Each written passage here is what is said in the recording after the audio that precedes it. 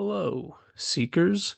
Um, I'm shooting a video today on grammar, on the grammar lesson of the Seekers College. Um, I forgot to introduce myself. This is His Holiness Pontifex Maximus Fetisov Drakontos. Um, Author of the Seekers College. So I am shooting this video today because I have found many students struggle with grammar, or they think they get it and they don't. Um, so I have found it necessary to produce this video in order to give clear examples of each grammar rule um, discussed in the Seekers College, a lesson on grammar. So I hope this lesson will be helpful to you guys. And without further ado, let's get right into it. I am not going to read any of the text surrounding the grammar rules. I'm just going to get right into the nitty-gritty of the grammar rules and how they apply. And I'm going to use this document we're looking at as, kind of scrap paper. So I will just, start typing into this document and illustrating what I'm talking about. Um, Grammar is extremely important, as is discussed in this lesson. Um, Grammar is about the logical structure of language. And if you're using bad grammar, you are allowing yourself to be illogical, allowing your mind to be illogical and sloppy, and encouraging everyone listening to your bad grammar uh, to do likewise, and that logic is not important. Um, so the people in societies who use good grammar have better lives. They're more logical. Let's try to use good grammar. All right, let's get into it. As we begin grammar, it's important to understand the parts of speech, nouns, verbs, adjectives, and adverbs. And it's important to understand what a sentence is so you know where one sentence begins and another sentence ends. Every sentence is a subject and a predicate, a noun and a verb. It is something doing something. And it is also described as a complete thought. That is the most important definition of a sentence I can give you. Um, it is something doing something. When that thing is done doing that thing, you are into either a new sentence or a new independent clause. Um, or I guess technically a dependent clause as well. So you're into a new clause at any rate. Um, and as we see later, we can use punctuation to tack other independent clauses onto our sentence. And we may choose to do that because those independent clauses tie so closely into the first one that they're basically the same thought, or they're two thoughts that go hand in hand. Um, we'll look at that later, but semicolons and colons are great examples of how that works. Um, but for right now, let's just remember this definition. A sentence is something doing something. Parts of speech are those things, those actions, descriptors of the things, and descriptors of everything else. It is important to understand these basic parts of speech so that you can modify words.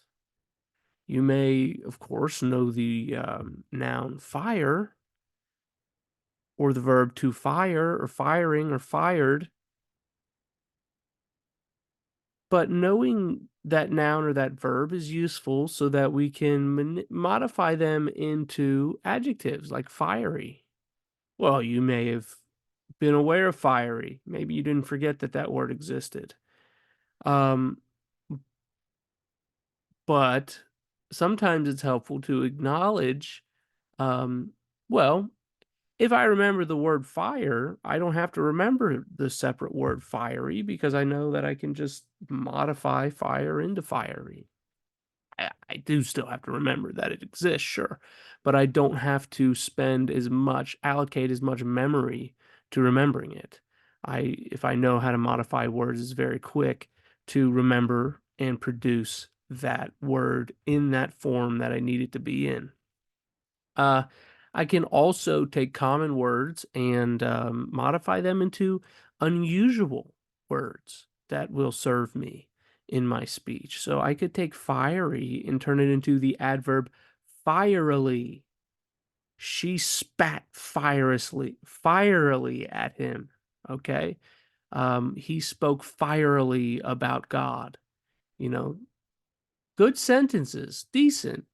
We don't want to rely too much on adverbs. As Stephen King said, the road to hell is paved with adverbs. What he meant by that is good writing uses power words, uses good verbs, and doesn't rely on adverbs. Instead of saying something like, he quickly and hungrily ate his burger, we should use a good verb like he devoured his burger, he inhaled his burger, he attacked his burger, which all convey that reality with a little more humor and flavor, if you will. So, very good. So those are parts of speech there, and um, discuss more of that throughout this. You can read that. Um, Good and well. It's good to know. It's good to observe. Again, this matters. Hey, how are you? I am well. It matters. Okay. Um, you will be more logical. Your mind will be more ordered, and your society will be the better if you respond with well instead of good. If you know how to use these things, if you know what you're talking about. All right. Irregular verbs. Um, You can read about these here. There are some good resources for that online. If you, excuse me, if you type in English irregular verbs, you'll get some good papers on that. Um, but what can I say? An irregular verb in the past simple is we don't just add ed to the end, and that goes for the past perfect as well, or the perfect tenses. So freeze is not the past tense of freeze is not freezed and is not has freezed. It's frozen, frozen. And that participle form, the has frozen form, that's the adjective form of the verb. That in the present participle ing form, those are the adjective forms of the verb. The water is frozen. The water is freezing. Those are describing the water. Those are adjectives formed from verbs. Okay. Okay. So what can I say? Um, that is important to get into soon when we start talking about participial phrases, which we'll be talking about soon enough. Um, okay, let's just put that in our back pocket for now, and we'll pull that out later. Um, what else can I say? How do we know if I am raised in an area that says froze instead of frozen? Right? The water's froze. Or I can't open the car door, it's froze. Or I seen him do it instead of I saw him do it. Right? What if we live in an area that is mixing these up? Um, okay, here's some good tips. The participle form will end in en. Okay, so the has verb form is going to end in en, or it may have the sound in it. Drunk. Okay, I have drunk 3 glasses of milk. I have rung the bell. The bell has rung. I have begun a new project. Whereas the past simple is often going to have um, a flat A sound. I drank the milk. The bell rang. I began yesterday. Sorry. Okay. So the a versus the and knowing the en there, that should get you through most of that. Okay. Talk about some subject verb agreement. They were, not they was.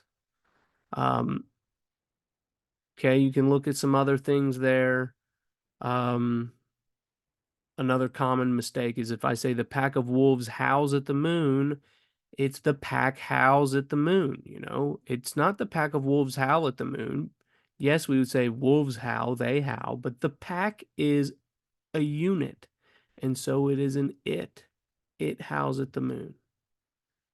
My family eats there every night. Not we eat there. It's my family eats, it eats. Okay. All right.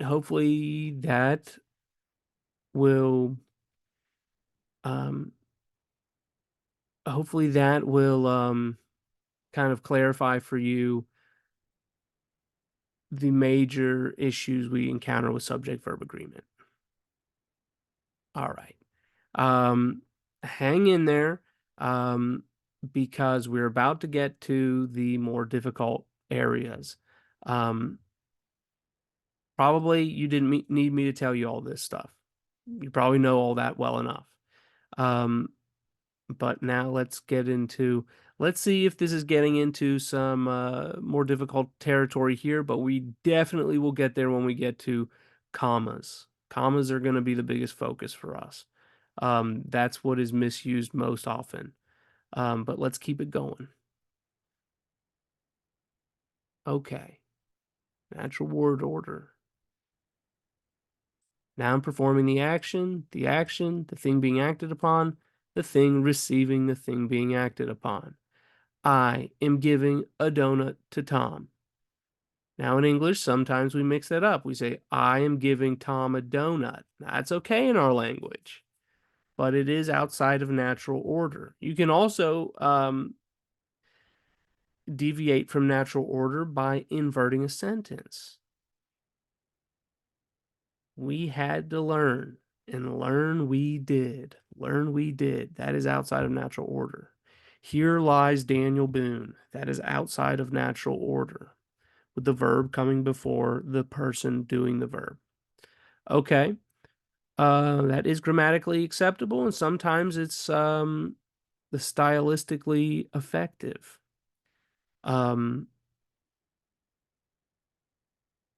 Okay. Well, let's keep it going. Occasionally, sentence. Okay. That's not important, but I am getting it. I am covering all bases here. Um, it is necessary for any writer to understand what a sentence is and the parameters of a sentence.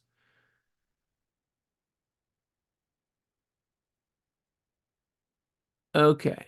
A sentence may be a compound sentence joined by a conjunction preceded by a comma, or a list of sentences. I made dinner and she washed the dishes. I made dinner, you made dessert, and she washed the dishes. If I have a conjunction, and, but, or, for, nor, so, yet, or even some other conjunctions like since and because, I need a comma before it if that conjunction is joining two sentences. If I just said, I made dinner and dessert, then no comma before the and because dessert is not a sentence. We'll see this again when we cover comma rules, okay? But compound sentences exist. A sentence may be introduced with a phrase that describes the function of the sentence. On the other hand, this course of action could present some negative consequences. On the other hand, that is a sentence modifier or conjunctive adverb. describing what that sentence is doing. We can have a complex sentence which includes a subordinate clause. That is a clause of a subject and a verb, something doing something, but now it's not a sentence because there's a subordinate conjunction at the beginning. Check this out. You boil the water is a sentence, but if I add if in front, now it's not. If you boil the water, I'll make the tea. Or I'll make tea if you boil the water. Okay, so that's just called a complex sentence. And there can be compound complex sentences. It doesn't look like I mentioned that, but a compound complex sentence is you use a dependent clause and you add another independent clause. So I can say, I'll make tea if you boil the water, comma, and I'll make dessert if you sift the flour. Okay. Let's see what else we have. A sentence may be extended with a phrase. So what we're doing right now is we're playing with sentence parts and we're seeing just how long you can make a sentence or just all the things that a sentence can do. Understanding the parameters of a sentence will allow you to do whatever you need to do within a sentence. Once you get good at punctuation and grammar, you will enjoy them and appreciate them and not see them as forcing you to write in a way that's different from how you actually speak, but you'll understand how they actually allow you to write in the way that you actually think. And it will allow you to think and speak more correctly as well and more effectively. Okay, let's look at what else. A sentence may be extended with a phrase, noun phrase, or a positive. My cat, Garfield, loves lasagna. I mean, the sentence was, my cat loves lasagna, and we extended it with the phrase Garfield to explain or rename my cat. Okay, how else can we extend a sentence with a phrase? A present participial phrase. Taking in the sunset, comma, my girlfriend and I enjoyed our picnic. Taking in the sunset. That verb ending in ing is the present participial form of the verb, or that adjective form of the verb ending in ing that I discussed earlier. So I can take the sentence, my girlfriend and I enjoyed our picnic, and extend it using this participial phrase. And that, whatever comes after the phrase, after that comma, must be the people who were taking in the sunset, must be the people who were performing that present participial. Now, the phrase can go at the beginning, right before the subjects or subject. It can come right after the subject. My girlfriend and I, taking in the sunset, enjoyed our picnic. Or it can go at the end. My girlfriend and I enjoyed our picnic, taking in the sunset. Depending on what you're actually writing, it may sound better in a certain place.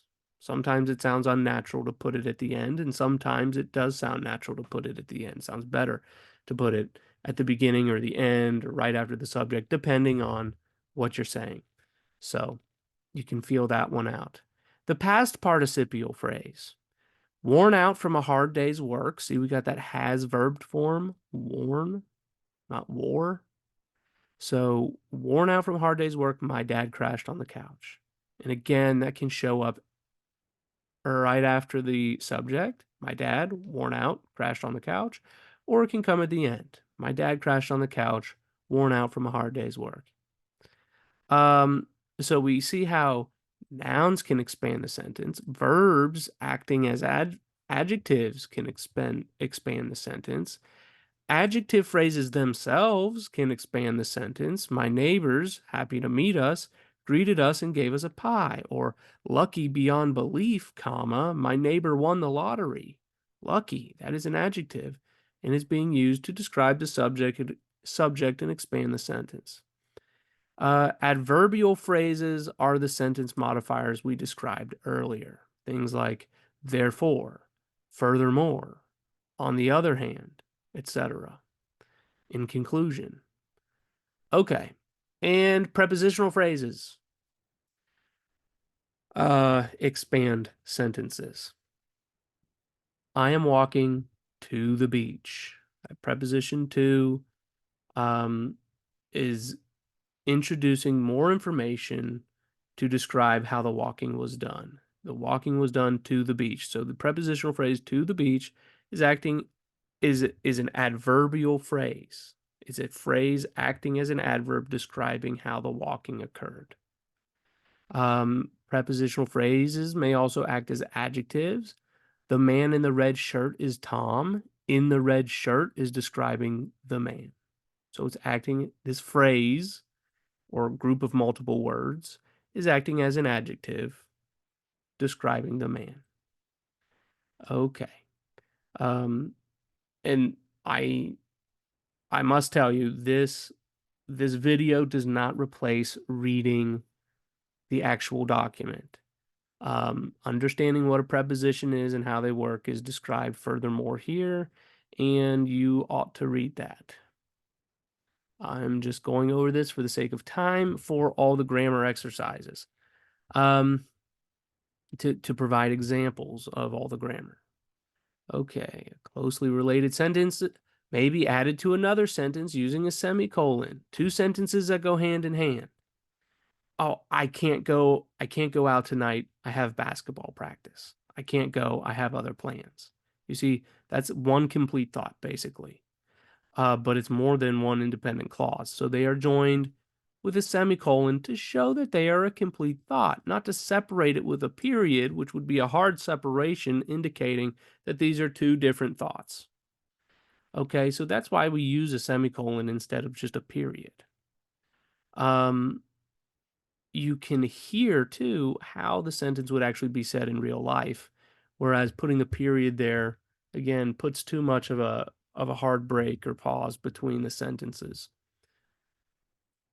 Number 6, a sentence may be introduced by another sentence with a colon. So a colon can introduce a more powerful sentence or set the stage for another sentence.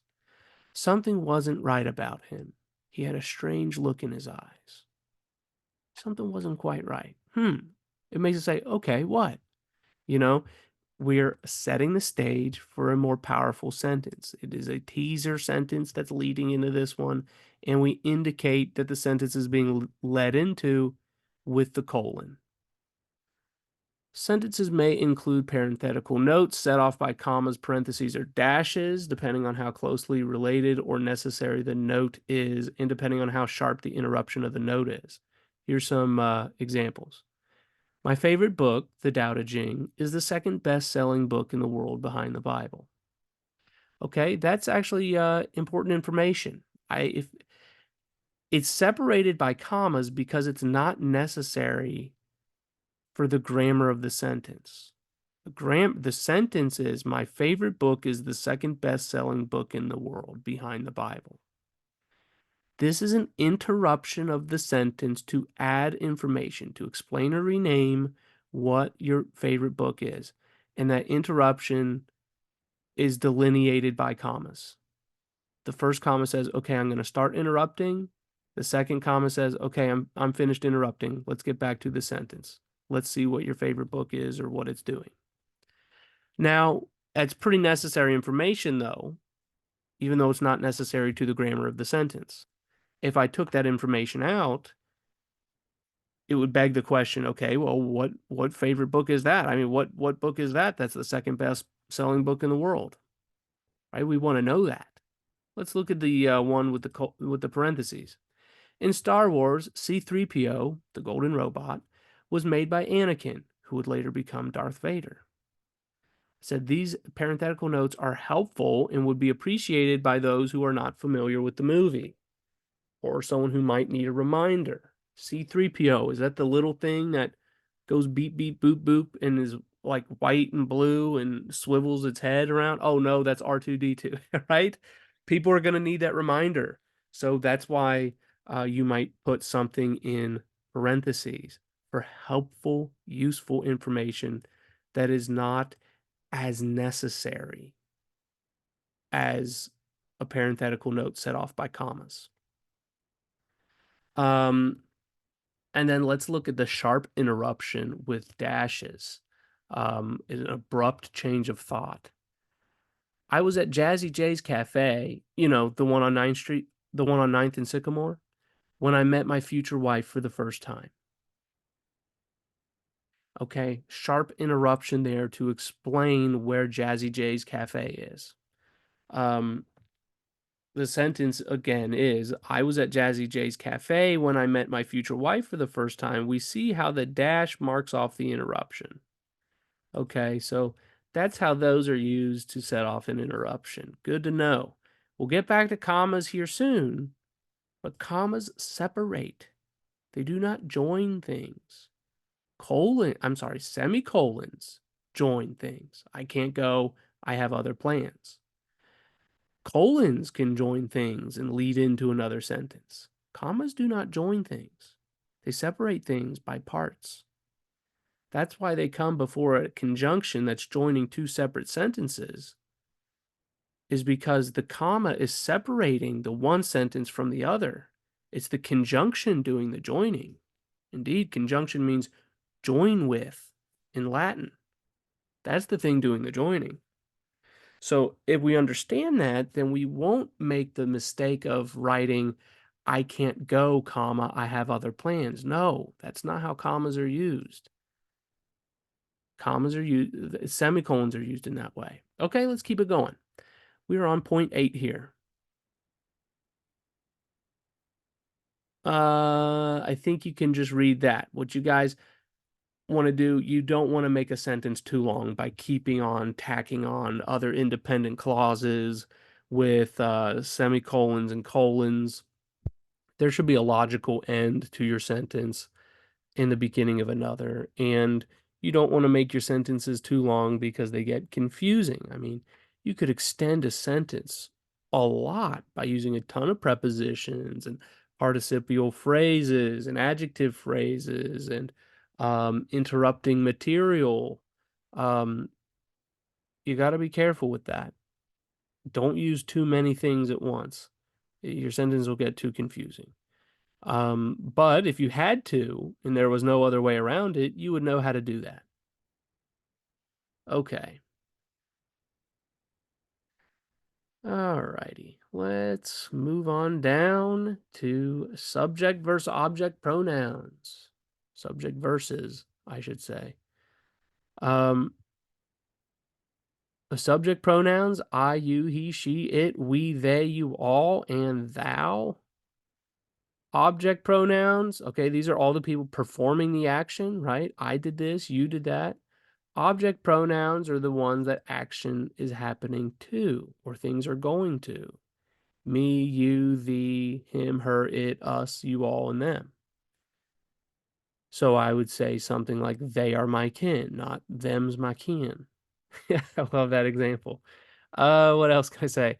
Marty and I are going to the bank, not Marty and me are going to the bank. Because I wouldn't say me is going to the bank. I would say I am going to the bank, and that's why it's Marty and I are going to the bank. And I sure wouldn't say Marty and myself are going to the bank because I would never say myself is going to the bank. People often will use myself here to try to sound smart, and it has the precisely opposite effect.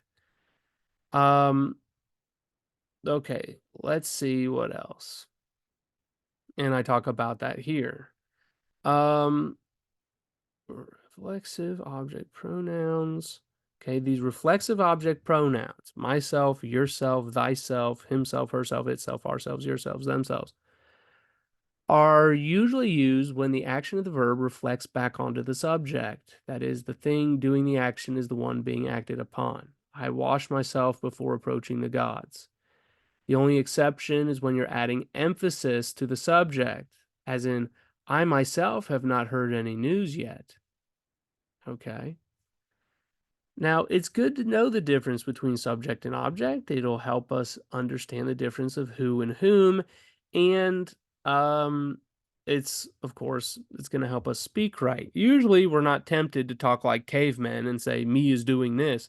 But, right, some of us do say Marty and me or Marty and myself, and we need to get out of that habit. Um, let's look at who versus whom. I feel like this is kind of going the way of wherefore. It's getting dropped from our language, just like thou, um, where everyone's just starting to use who instead of whom. They're just using who every single time. I suppose that's fine, but I like one of G.K. Chesterton's quotes. He said, "Never tear down a wall before you know why it was put up in the first place." Let's not get rid of whom before we can appreciate it and what it's doing for us. Whom is it sounds nice and it it asks for or relates information about an object. Um and it does sound good. It sounds good when I say many of whom are my friends instead of many of who are my friends. That sounds weird. Um and maintaining this distinction between who and whom helps it helps. I'm trying to see how much time I have left here, but it helps us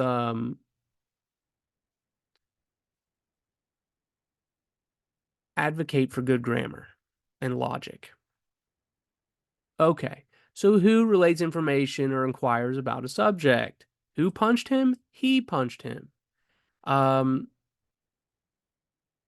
Here it's relating information. The man who is wearing a red shirt is named Tom because he, subject, is wearing a red shirt.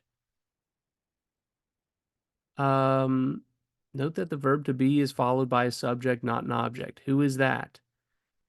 Can I speak to Mr. Smith? This is he. It is he, not it is him. Um, it is he who wants to start a garden. One, one implication of this is it should be it is I and not it is me. I know it sounds normal. It's normal. It's conventional now to say, hey, it's me, instead of hello, it is I, but technically, grammatically, it should be it is I.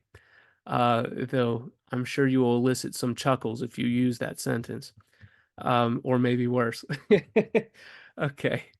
Let's look at whom. Whom, again, dealing with the object. So, whom did he punch? He punched him or them. You see how the M and whom is matching him, the M and him and them? All right, here's another. The man to whom I was talking is named Tom because I was talking to him. Okay, not the man who I was talking to. Could I say whom I was talking to? Yes, I could, but it's not best. Prepositions are best put uh before things instead of at the end of a sentence or clause. But that is while that's best, while that's logical, English at its heart is not a Latin language. It is not um constructed in that way exactly. So you can't always put a preposition. Um, you can't, you can't, you don't always have to avoid putting a preposition at the end of a sentence. Sometimes it can't be avoided that it has to come at the end. Um, okay, let's look at what else. We've seen the word whomst come up in modern times um, on the internet and stuff. Whomst is not a word. You should never use it. Okay. It's not even an archaic form. It's just someone made it up because they thought it'd be funny. All right, let's move on. Clarity. Okay. Oh, just saying sometimes it's good to, reorder your sentence so that there's no confusion. Um, I sent her them can be confusing because you might be thinking that you were sending her through the mail or something instead of like I sent them to her. We don't have that confusion. Um, but just one tool in a writer's toolbox to avoid a confusing sentence, but that usually doesn't happen. Um, what else do we have? Thou versus you. Thou used to mean you singular, and you used to mean you plural, and we got rid of it. We got rid of that distinction. But thou is a good word that you can use in liturgy and poetry. Um, I think it's a great word. Uh, I think our language is the worse off for having gotten rid of it. Now it's ugly or confusing to have to always say you for you singular or you plural. That's very confusing. Will you be quiet? I don't know whether that person is talking to me or talking to the whole room of people, right? Um, and so now they have to say something like you all, which can also be confusing. Um, or um, or they'll have to say y'all or use guys or you guys or something that is kind of ugly and colloquial instead of formal and succinct. Okay, let's see what else. Wherefore is a good word. Let's get into it. The main highlight of today's video, punctuation, and the main thing I really wanted to work on with everybody with this and provide the examples of. Commas are used to separate. They can separate interruptions in a sentence and separate things into parts. They're used before conjunction joining a compound sentence. I gave you an example of that earlier.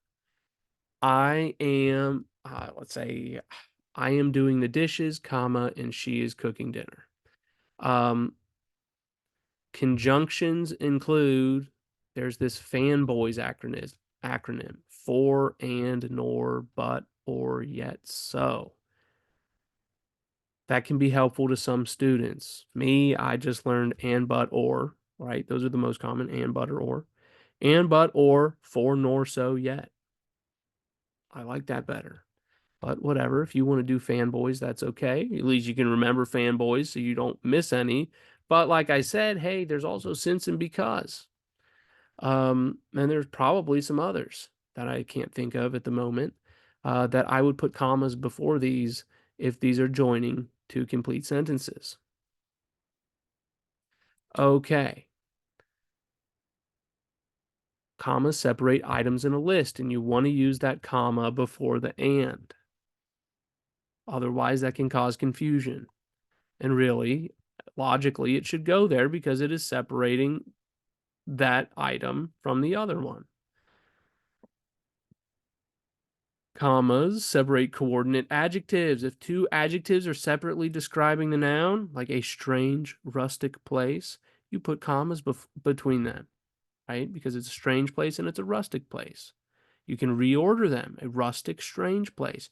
You can replace the comma with an and, a strange and rustic place.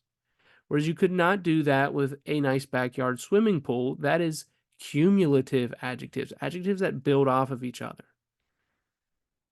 The swimming is describing the pool. The backyard is describing the swimming pool. And the nice is describing the backyard swimming pool.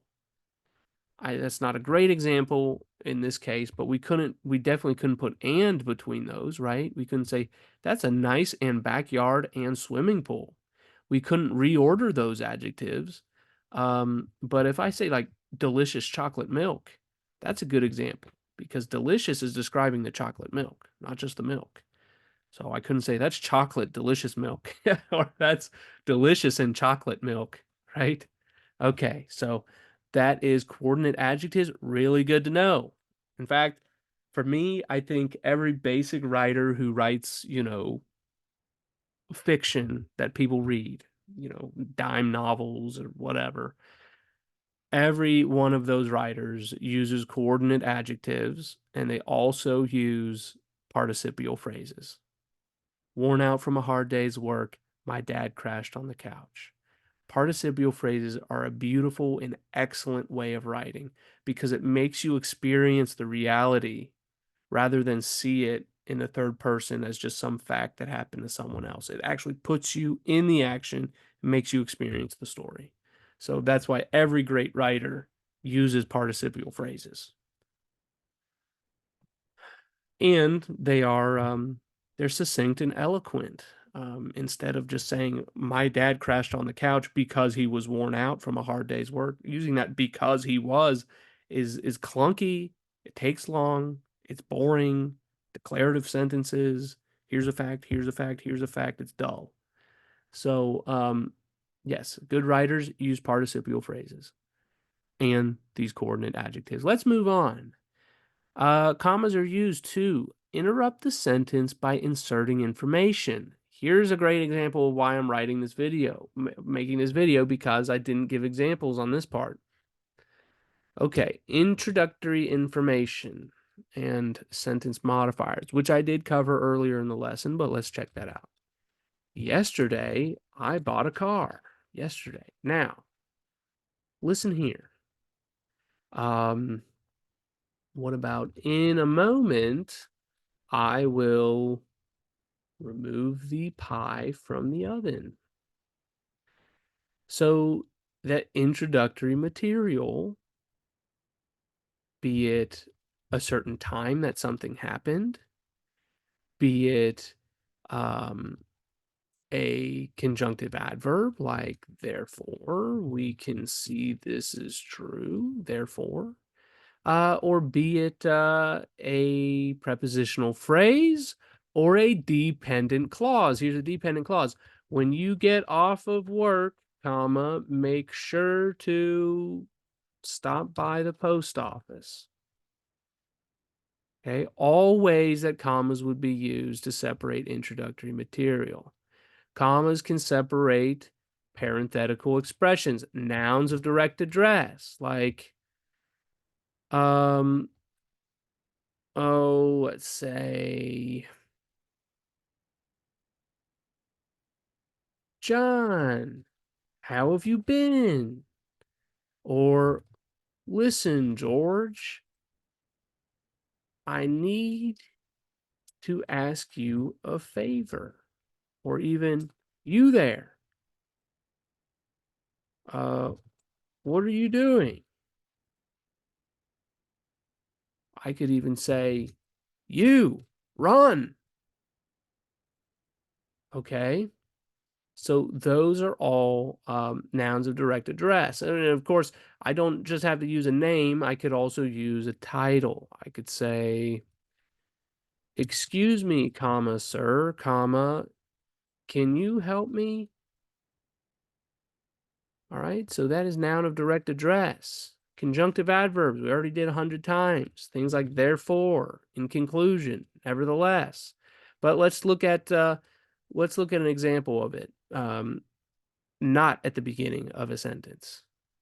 I could say, I was, however, too busy to help. However, being separated with commas. Here's another example that is a good way that these conjunctive adverbs are used. I could say, I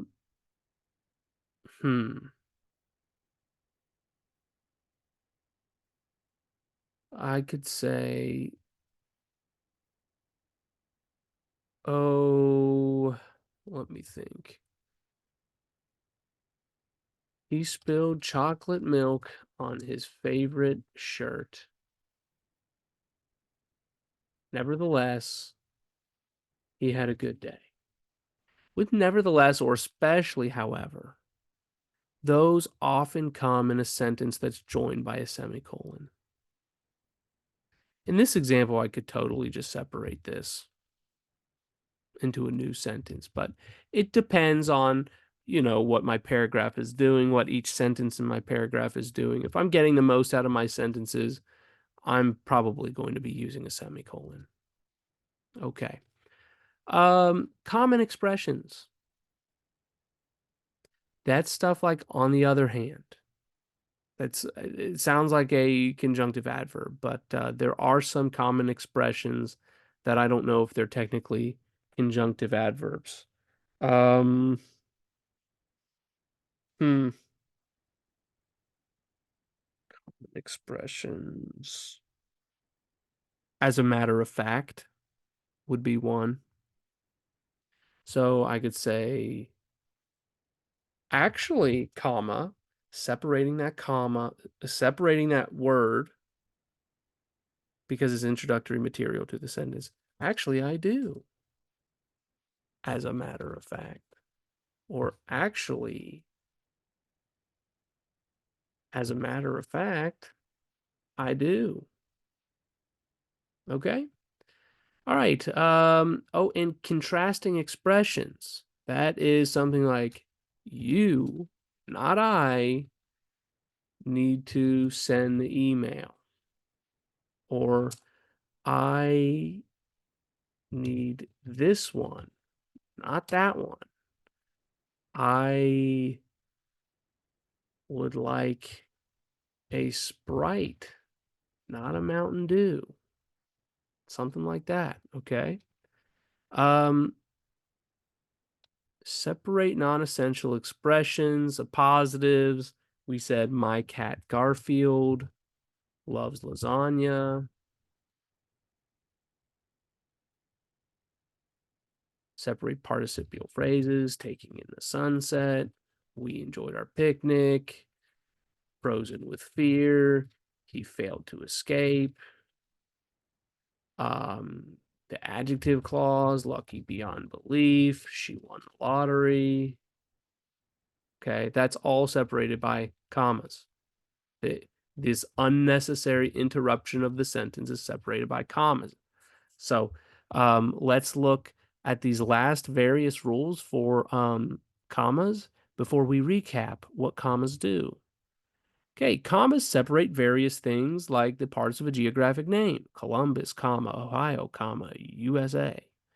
Separate parts of a date, January 1st, comma, 2001, or Friday, comma, January 1st, comma, is the date of the prom. To separate titles following a name, like junior or senior. This is not done with like the second or the third or the greater or the lesser, right? Okay, so Martin Luther King Jr., that's like Martin Luther King, the second one was blah blah blah blah blah. Was a was a fraud and a plagiarist and a degenerate. Um, what else? Now, if I said Martin Luther King the second, of course, that is just like Martin Luther King with the Roman numeral two after his name, and that is not separated with commas.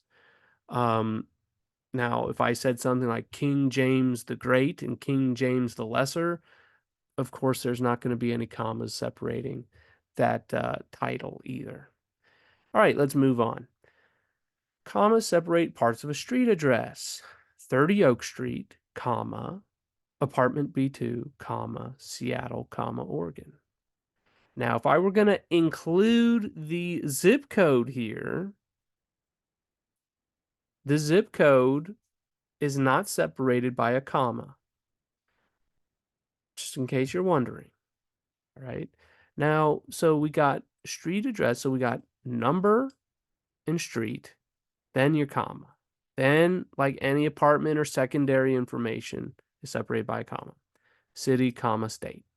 Okay. After terms of address or in closing, dear so and so, comma, from, comma, so and so. From, love, sincerely, cordially, um, things like that. Or if I said, hope you are doing well, comma, blah, blah, blah, blah, blah. Yours truly, comma, blah, blah, blah. Okay, to separate the thousand place of a number, commas are used. Um, Interestingly, in a lot of other languages, it's the opposite of what we do. The thousand place is separated by a period, and decimal, they use commas for decimal points. So that's weird, but that's what they do. Um, okay, and commas come after parenthetical notes that have been shorthanded, like E.G.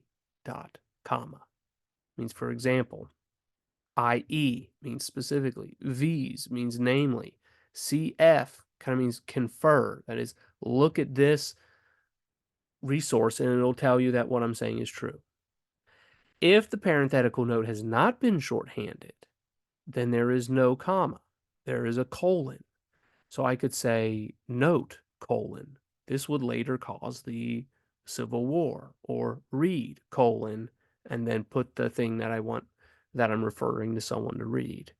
But I think read is a less sophisticated and more modern way than using CF, but it is good if your audience is not as educated.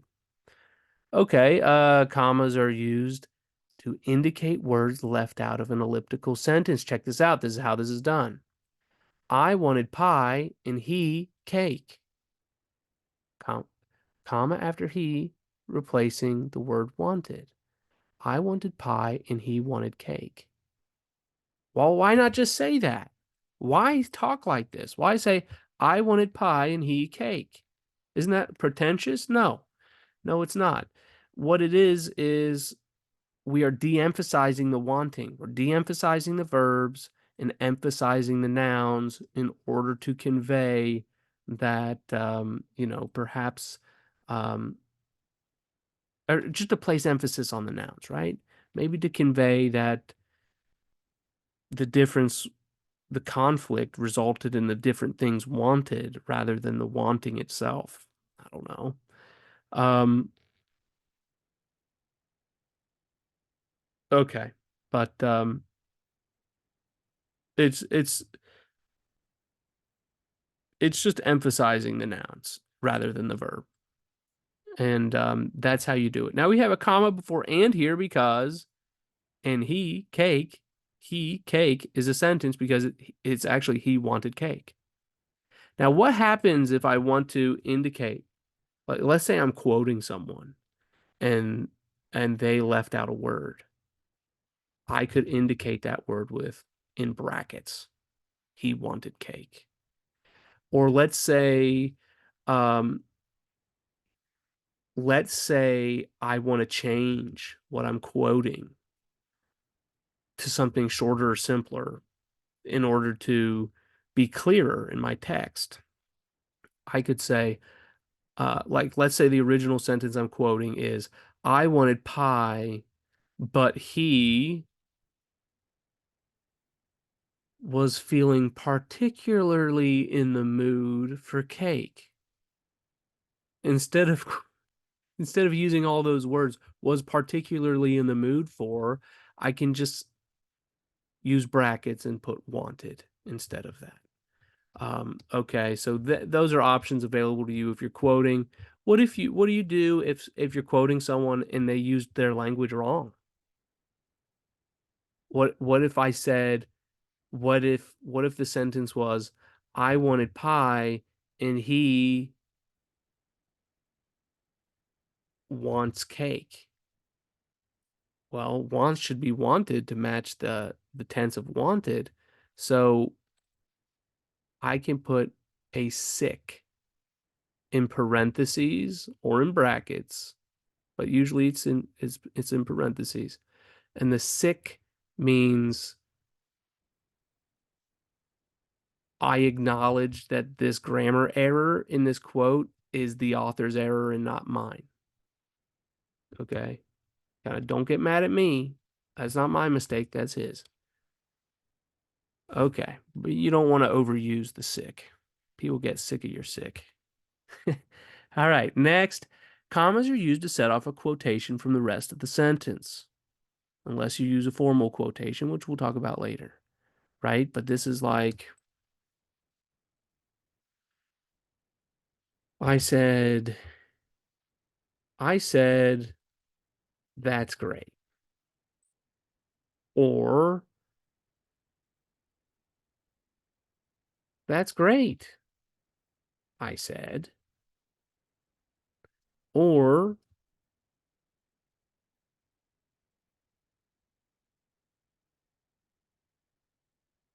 you know what?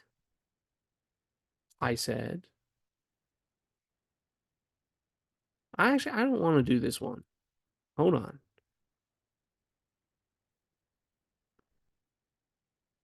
I believe it would be in our best interests I said, if we learn to work together.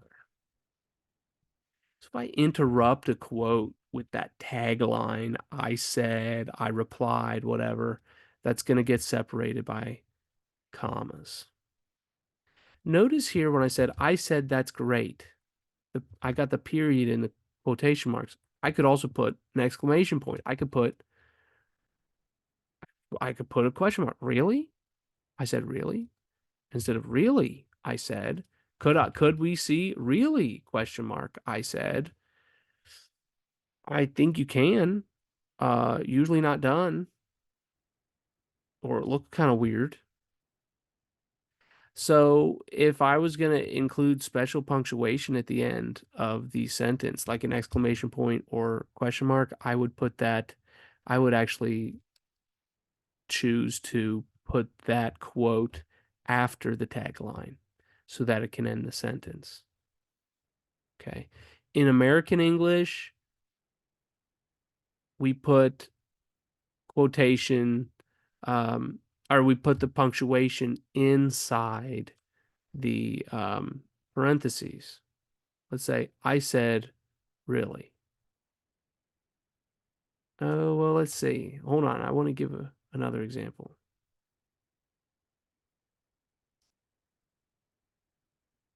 Look at this. He asked, will you go out with me?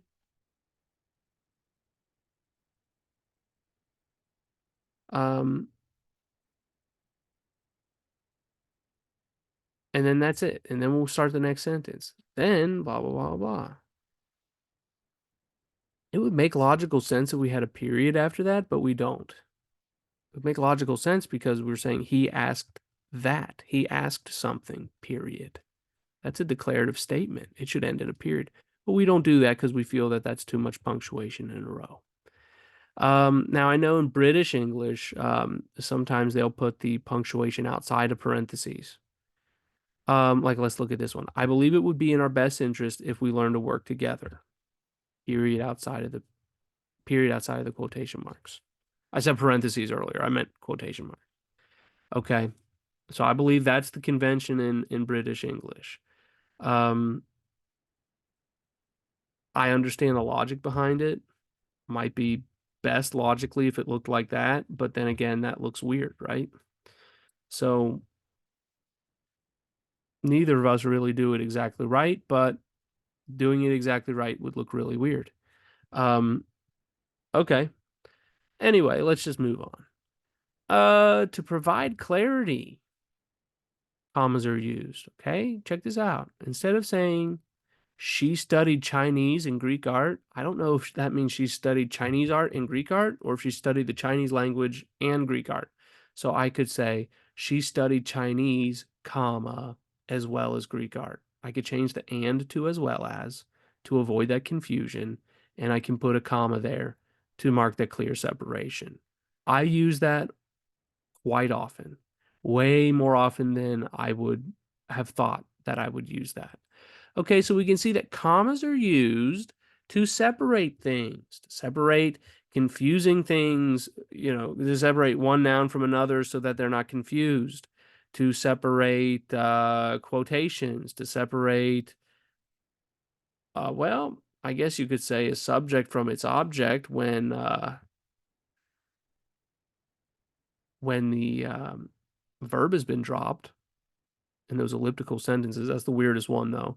To separate all these things, thousand place of a number, salutations and closing, parenthetical notes, separate parts of a street address, geographic name, titles following a name, separate parts of a date, separate phrases and clauses, separate introductory material, separate nouns of direct address, common expressions, contrasting expressions, separate coordinate adjectives, separate items in a list. Commas are used to separate, not to join. So again, I can't go out tonight, semicolon, I have basketball practice.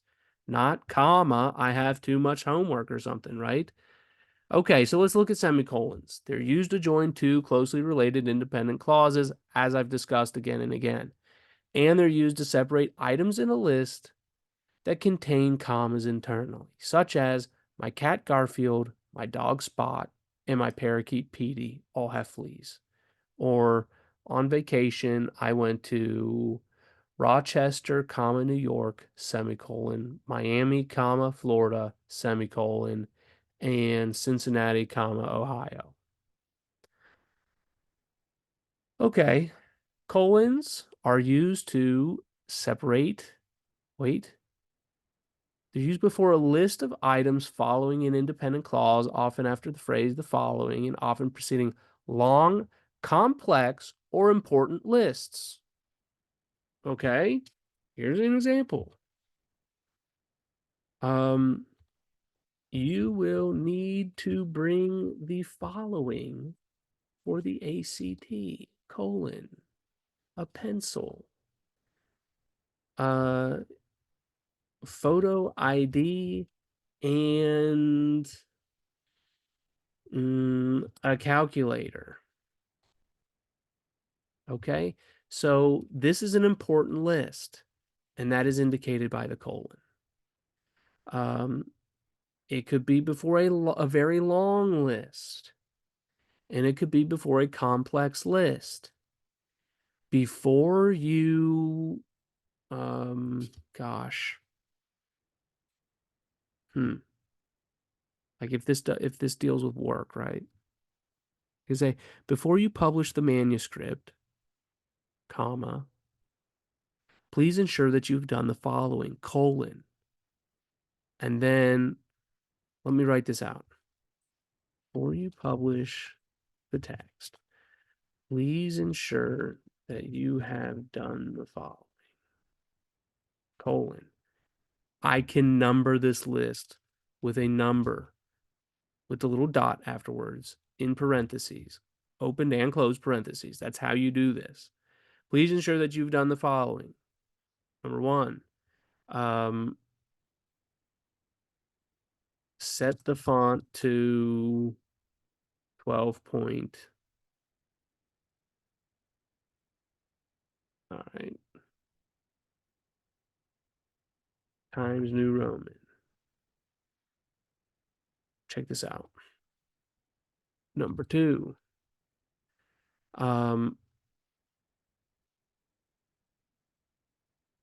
I could capitalize this. That's okay. Because it's, well, make sure you've done the following. Yeah, okay. Set the page margins because these are serving as sentences, command sentences. Set the page margins to 1 inch, except on the inside margin, which needs to be 1.3 inches. And 3, what else might I say here?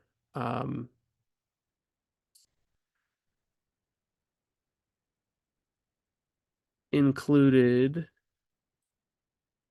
a cover page. Let's just leave it at that. Okay.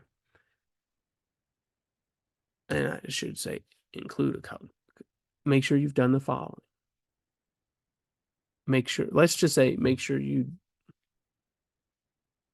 I'm going to say make sure you do the following. So my grammar is a little better here.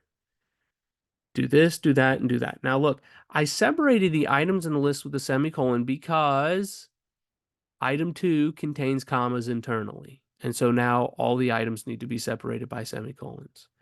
This is a long, complicated list. It's like a checklist, so I've numbered it. And it's, this list all, has one thing in common. They're things that need to be done before the text is published. So I introduced this list with the colon. Okay. That's one of the ways colons are used. Okay. Let's keep going. Colons are used to introduce a formal quotation, not begun with like the he or she said signal word. Let's give an example of that. The doctor looked at my CT scan and turned pale. This poor soul requires surgery immediately. Epic, right? How one sentence sets the stage for another or a more powerful sentence. Okay, let's do another one. Let's use the dictator because dictators are more, authoritative and epic than presidents. The dictator faced the crowd.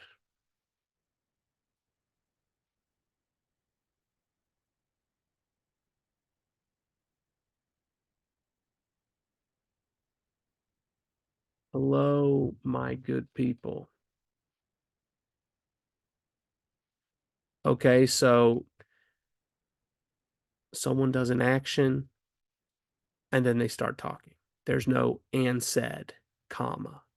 You can do that. That's called a formal quotation. It's done a lot in classical literature, like Roman literature, Latin literature.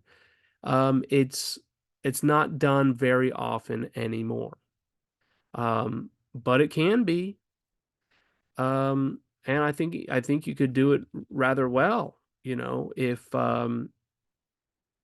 you know what you're doing. And I think it would be good if, like, let's say I'm writing a screenplay, right? I'm writing something that's going to be um, put on TV or put on the screen. I mean, that'd be a good way to write like that. Okay, and then colons are also used for long quotes or block quotes, which is when you have about mm, more than like four or more lines of prose of something. So if I'm going to quote an author out of his book and it would take up more than 4 lines on the document that I'm writing on, or let's say it's more than 3 sentences, then I need to introduce that quote with a colon instead of a comma quotation mark. I need to separate with a colon, and then I indent and I have the whole quote there. And then if my paragraph continues, I finish writing. I don't indent. I keep that within that paragraph and I finish that paragraph, right? If I'm going to provide a citation for a long quote, that citation comes before the colon. Whereas, right, if this is a normal quotation, if I said, ASDF said that, close quote, citation in parentheses, then the period. Okay. So in a normal quote, that citation comes at the end of the quote. In a long quote or block quote, it comes before the colon. So it precedes the quote. All right. So that's how those work. All right, let's see if I can. Yeah, there we go. Okay, colons can. We already did this. Set the stage for a more powerful sentence, basically, or a more dramatic sentence. You can make it even more dramatic by using the dash. The dash is super dramatic. They checked his pulse, but it was too late. He was dead. you know. All right, we'll look at that here right now. Commas can also introduce a formal appositive. I don't just have to set the stage for another sentence. I can set the stage for a noun. My grandma forgot one ingredient in the chili powder. Makes it say, ooh, what, right? Sets the stage. Here, I forgot to bring one thing to class, my pencil. Not a big deal. You use a comma. Not dramatic, more dramatic. Dash is, oh snap, somebody's dead or somebody's life is in a crisis. Very dramatic. Tragically, the team of rocket scientists forgot to check one thing before the Challenger launched. the O-ring that sealed the right rocket booster. Okay, let's see. Important note here, guys. If you ever use a colon, here's how people misuse colons all the time. If you use it, besides its special uses, if you use it in a sentence, whatever comes before the colon must be able to stand on its own as a complete sentence. My grandma forgot one ingredient in the chili. The dictator faced the crowd. The doctor looked at my scan and turned pale. You will need to bring the following. You will need to bring this. You see, has to be a complete sentence. You cannot have. You will need to bring colon and then just start listing, because you will need to bring is not a sentence. Okay, before you publish, colon, this, no, that's not a sentence. Okay, so that is the main thing you need to understand to use colons correctly. Look at this, though. I wanted to point out this example. I forgot to point this out. There was something wrong with him. He had a strange, disturbed look in his eyes. With that second sentence that I led into, that the first word, the first letter of the first word of that sentence is capitalized, as if it were a period before it, and it was just a new sentence. That makes sense to me because we are leading into a more powerful sentence. So there should be that capitalization there because we are emphasizing the importance of that sentence. So as every sentence is capitalized at the beginning, so should that sentence be, so that it's not tacked on like an additional thought like the semicolon does. I can't go out tonight. Basketball practice lasts until 9 o'clock, right? The basketball practice thing, the B in basketball would not be capitalized. It's not as powerful of a sentence. Those sentences go hand in hand. It's basically one sentence. Don't capitalize. Okay, now I gotta say though, this is an older way of doing this. In most modern writing, this is just gonna be a lowercase h. I think the modern way is wrong and you should keep using the capital H. Okay. Now, when I say modern, I mean within the last 20 years. Okay. 20 plus years ago, they were capitalizing this. You should too. Just keep doing so. All right, special uses of the colon, time, volume and page numbers. Like that only matters if you're writing in academic writing. Um, like Chicago APA citation or something. Codified book references like the Bible or Plato, um, or the Bhagavad Gita. Subtitles. Yeah, so this is often done in scripture, right? So this is good to know. Okay, subtitles. Star Wars, Return of the Jedi. General thing, more specific thing. Subtitles of an essay too, right? You might say the danger of PUFAs, colon, um, how America's heart, the culprit behind America's heart disease. Okay.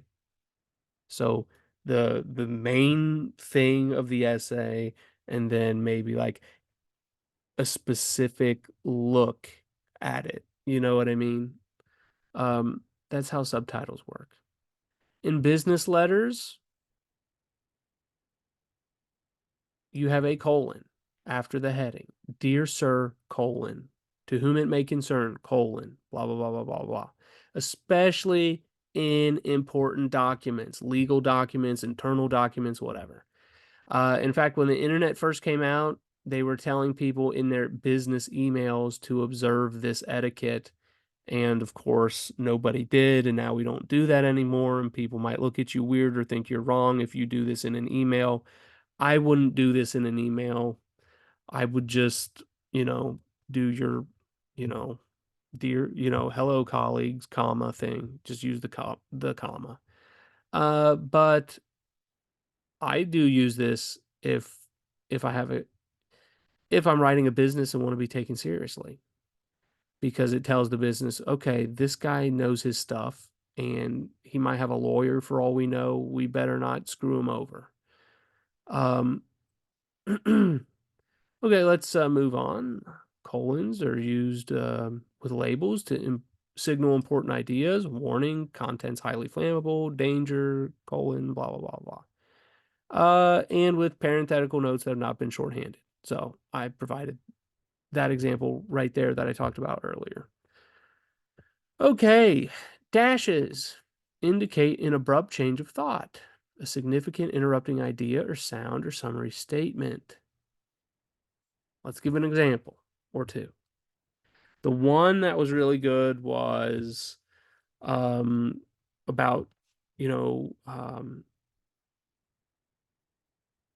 I was at Jazzy J's Cafe, dash, the one on Ninth and Sycamore, dash, when I met my future wife or my wife to be, right? So that is a significant interrupting idea or thought or change of thought. It's even a summary of Jazzy J's Cafe, of where it's located. Let me try to think of a different example here real quick. Um, mm, and okay, all right. So let me do this.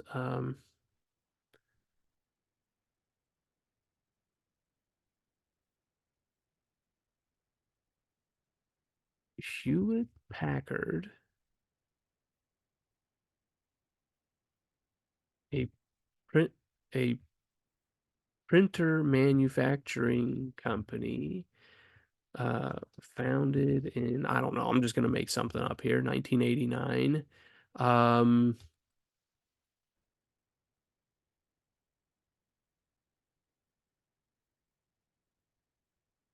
released its first printer. Well, let's say a computer parts hardware, a computer hardware manufacturing company released its first printer in 1993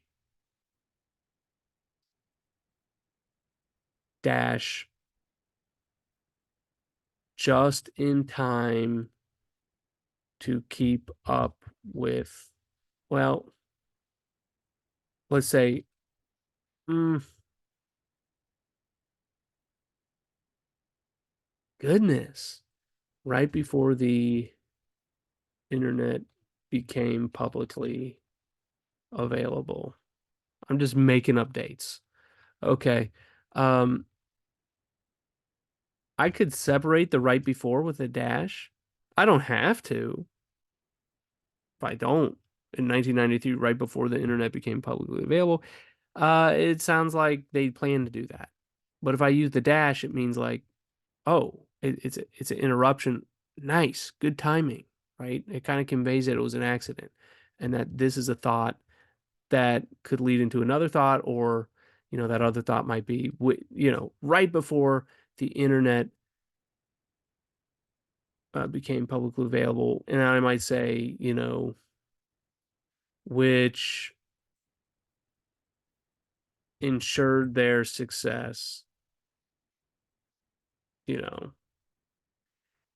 um, as a company for many years to come. Okay. Eh, it's not the greatest use of a dash, but it is it is, a good acceptable use of a dash nonetheless. Could I use a comma there instead? Um, I don't know if I could. I mean, I see it done all the time, but I'd have to pause and think, but I don't really think that's how commas are used. Um, reviewing as we go over our rules. So I think dash is what would be used here. Okay, it's just an example. Here's another example of how dashes are used. And you'll notice when I did that, I did dash hyphen hyphen and it turned it into an N dash. Did hyphen again, it turned it into an M dash for me. The M dash is the dash I'm talking about. It's the size of a written out lowercase m. The N dash is the size of a lowercase n and is used to give ranges for numbers like dates. And the hyphen is used for forming compound words or for, separating a word that has been broken in half by a line break. Like, um, compare, and then like the line below it would say itive, right? Competitive. Okay. Um, all right, so that's some different dashes, hyphens and stuff there. Usually you're going to be using the M dash or the hyphen. Let's see. Oh, but let me give another. Let me give an example of another kind of dash. You might say,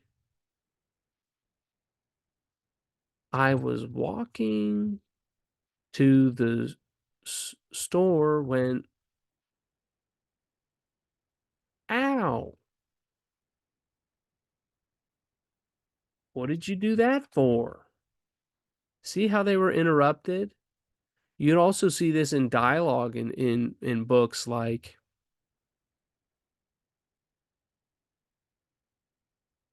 um,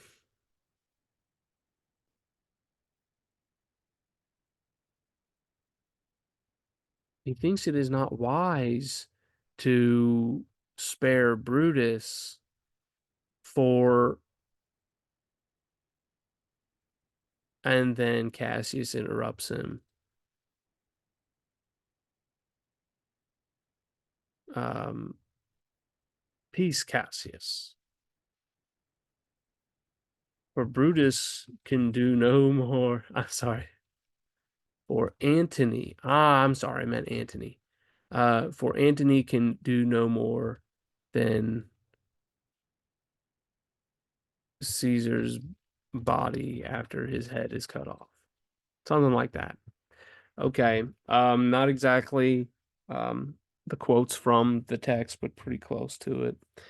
Um, if I said, hey, what do you want to or no, no, no. Let's say, where were you thinking about going on a date? Well, I like the aquarium. They got this new aquarium. Oh, and then dash.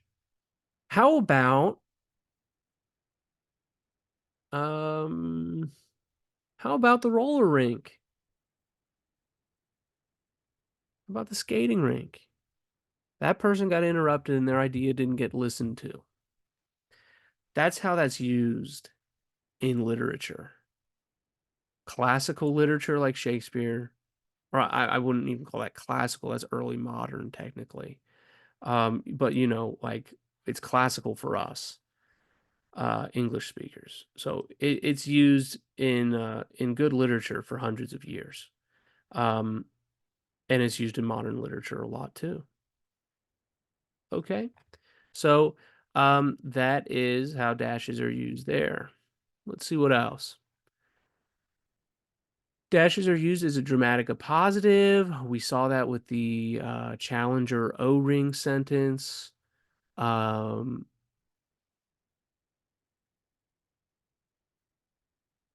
Dashes set off parenthetical expressions when they're long, contain internal punctuation, or are dramatic. The thing about Jazzy J's being located on 9th Street, we could understand that to be a parenthetical expression. We could understand that to contain internal punctuation. Comma, the one on 9th and Sycamore, right? So that's an example of that. Parentheses set off side remarks used to give numerical range or explanation. So date, Shakespeare lived and died. Here, technically, I should have the little periods after the numbers if I'm going to do that.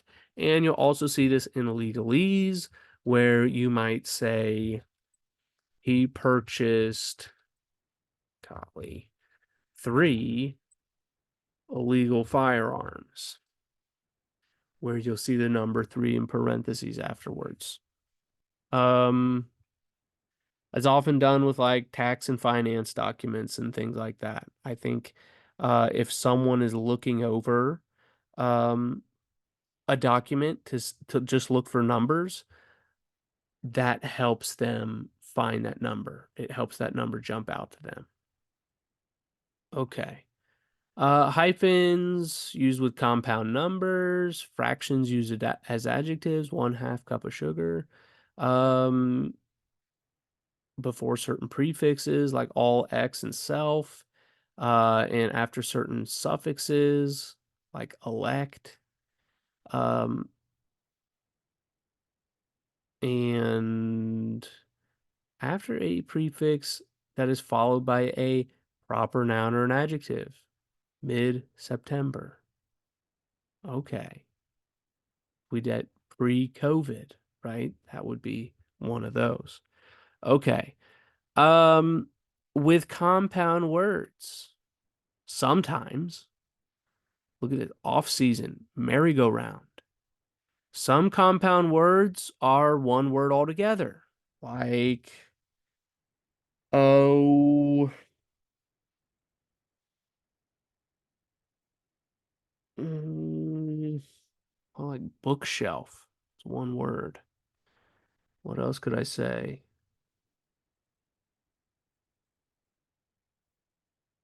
Mm,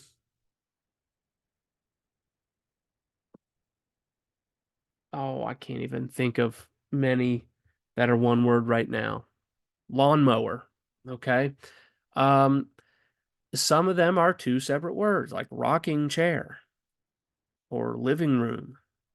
And then some of them are hyphenated. And you can get down into the nitty-gritty and find some kind of rules that help you figure that out, but basically it's anarchy and you just have to like memorize it. We don't have much of a system there. It's very irregular, which is terrible. It used to be regular when we had Old English. It was always hyphenated. And unfortunately now we got no system. Okay. I wish we just hyphenated it all. I do not mind hyphenating lawnmower or bookshelf.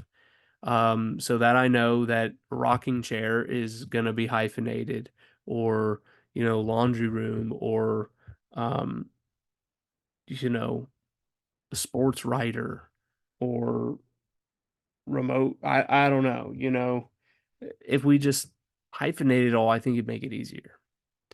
Um,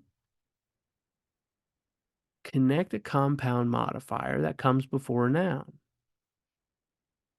Grayish blue, well written. Compound modifier means an adjective made up of more than one word. Um, okay, grayish blue, well written, drive through restaurant, apple pie, lollipops. Okay. But the compound modifier may be a noun used as an adjective. Oh, apple pie. Yeah, that's a noun being used as an adjective to describe the lollipops. Okay. This is done except when the compound modifier ends in ly, like badly damaged. Well, why? Because badly is technically just an adverb describing that adjective. Um, but I guess you could understand it as one modifier too. Okay. Um, and when else not, when it's a proper adjective. North American continent, North American Native Americans or something. Not hyphenated. To provide clarity by separating word parts, the builder had to relay the bricks, not relay them. It says it's also used with unusual combinations of words like sports writer. I don't know. That's just a weird rule. But fair enough.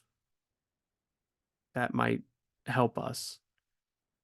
You know what, that would help, because if you separated the words and you weren't expecting them to be one thing, it would cause confusion. If you combine them and you didn't expect them to be one thing, it would cause confusion. Okay. between words to keep the reader from misreading them. This happens occasionally. It's probably only happened to me like 5 times in my life. Um, Here, example, a new car buyer versus a new car buyer. Actually, one of the times this came up was in the temple. Um, there was one of my initiates wrote a prayer to Odin, and the prayer called him the golden hall holder. And I said, okay, is he golden and a hall holder? Or is he the golden hall holder, the holder of the golden hall, right? So, well, it turned out he was the golden hall holder. So we had to hyphenate golden and hall, golden hyphen hall holder. Okay, it could possibly happen with epithets. In fact, this is why English used to use hyphens because it used a lot of kennings and epithets and things, and would hyphenate those. Okay. And then finally, hyphens are used to divide words at the end of a line, as we already talked about. Um, if you This was common more in the age of typewriters or when people would handwrite things, or if in today's day, if a document is justified. See, if I change the format from left, center, right, or justified makes it so that every line is ending in the same spot. And it can space out words a little too much. And if you had a really long word, like if the line ended with, you know, I don't know, had to end with a really long word that you weren't able to hyphenate. I mean, sorry, that you weren't able to accommodate in that line, then you could see a line break with a hyphen there. Okay. This is used with publications that have columns, like newspapers and magazines. Okay. So that's where you might see that being used. And if you do break up a word like that, you should try to break it up in a natural place for it to end, like the prefix or after a certain, maybe after a certain word root, fortune, um, or else like halfway through the word instead of like, let's say I've got a big long word and I just hyphenated after the first 2 letters. That's weird, right? Like if I have the word keyboard and I just had KE hyphen Y then board. That's a weird spot to break keyboard. Just break it after the Y, right? Key hyphen board. Okay. And the forward slash is used in informal writing. This is not supposed to be used in formal writing. Okay. So, like in formal writing that you would get published or anything like that, you're not really supposed to use slashes. It's used in informal writing to combine similar words or words with different nuances or domain contexts in order to convey some of that nuance or broader, deeper range of meaning. So Abrahamic slash counter religious. That's useful for understanding, you know, the what I'm getting at when I'm talking about Abrahamism in that essay, right? Um, but really, I should I should just write better rely in order to avoid relying on the slash.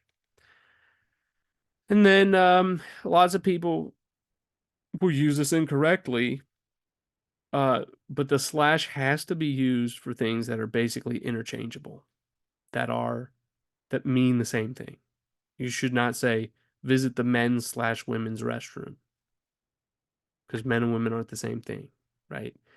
Um, they're they're interchangeable in the sense of okay, visit one or the other, but you really aren't supposed to use the slash to mean one or the other. You're supposed to use the slash to mean this and this. serpentine and draconic, ontological and cosmological. When they both basically mean the same thing, but convey that broader sense of meaning. Okay, so that is how grammar is used. We've looked at punctuation, we've looked at parts of speech and sentence parts. So that covers it, guys. And I hope this has helped some of you get through the material. There is more after this that you need to read in the lesson. I only copy pasted in this document the stuff that dealt with the grammar rules. So I hope my examples were helpful.